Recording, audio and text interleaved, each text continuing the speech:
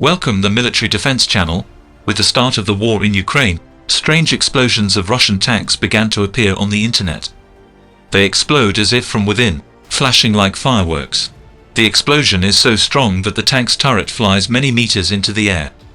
The turret of a Russian tank, together with a cannon, weighs about 2 tons. But it flies up like an empty beer can. Imagine how powerful this explosion is. Falling back to the asphalt, the tank turret crashes into it like in butter. What happens to Russian tanks, and why do they explode like that? I spent time and found out that such explosions happen for 2 reasons.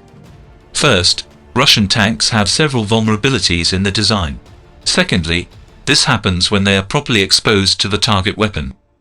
A Russian tank can be destroyed either with a Javelin or NLAW anti-tank missile or with a regular grenade if dropped directly into a hole on the turret.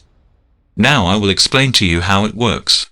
We will look at both examples on real documented video footage. The first big problem with Russian tanks is how to store ammunition. They are placed in a circle inside the turret. The compartment holds 40 shells. As seen in this scheme, tankers actually sit on them. We can say that they are sitting on a powder keg. See how ammunition is placed in the Leopard and Abrams tanks. The scheme shows that the ammunition is placed in the rear of the tower in a specially protected capsule. In the event of an explosion of ammunition, the blast wave takes them up without hitting the crew. In Russian tanks, the crew will be lifted into the air along with exploding ammunition. Secondly, there are hatches and openings in the turret of Russian tanks through which the cumulative fire jet from the NLAW missile penetrates the inside of the tank. But more on that later. And you can even drop a grenade from a drone into an open hatch. And the tank is done.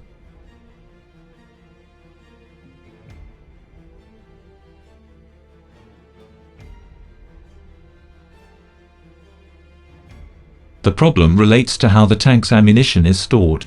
Unlike modern Western tanks, Russian ones carry multiple shells within their turrets. This makes them highly vulnerable, as even an indirect hit can start a chain reaction that explodes their entire ammunition store of up to 40 shells. The resulting shockwave can be enough to blast the tank's turret as high as a 2-story building, as can be seen in a recent video on social media. Drummond said exploding munitions are causing problems for almost all of the armored vehicles Russia is using in Ukraine. He gave the example of the BMD-4 infantry fighting vehicle, typically manned by up to 3 crew and able to carry another 5 soldiers. He said the BMD-4 was a mobile coffin that was just obliterated when hit by a rocket. But the design flaw with its tanks should be particularly galling for Moscow, as the problems have been so widely telegraphed. They came to the attention of Western militaries during the Gulf Wars against Iraq in 1991 and 2003, when large numbers of the Iraqi army's Russian-made T-72 tanks suffered the same fate, turrets being blown from their bodies in anti-tank missile strikes. Drummond said Russia hadn't learned the lessons from Iraq and that consequently many of its tanks in Ukraine featured similar design flaws with their auto-loading missile systems. When the T-90 series, the successor to the T-72, came into service in 1992, its armor was upgraded, but its ammunition loading system remained similar to its predecessors, leaving it just as vulnerable, Drummond said. The T-80, another Russian tank seeing action in the Ukraine invasion, has a similar ammunition loading system. There is no easy way of knowing how many Russian tanks have been destroyed in Ukraine.